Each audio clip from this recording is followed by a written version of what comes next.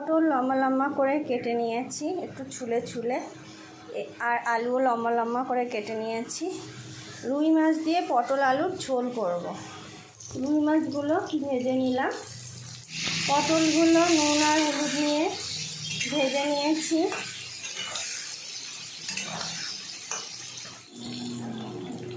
তেজপাতা, জিরে, লঙ্কা ফোড়ন দিয়ে আলুগুলো সব ভেজে নেব।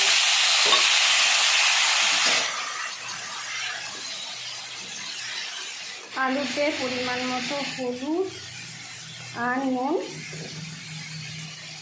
দেব, দিয়ে একটু ভেজে নেব।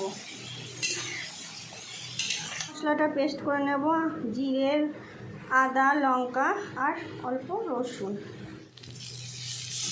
মশলাটা দিয়ে আলুগুলো কষে নেব।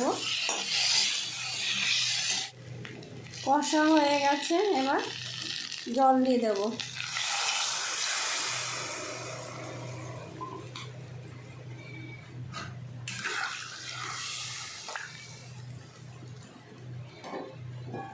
ঢাকা দিয়ে দেব।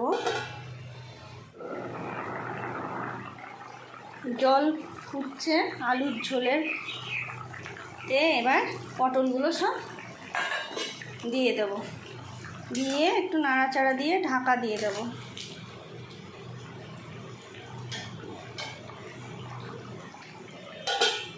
মাছগুলো সব দিয়ে দেব।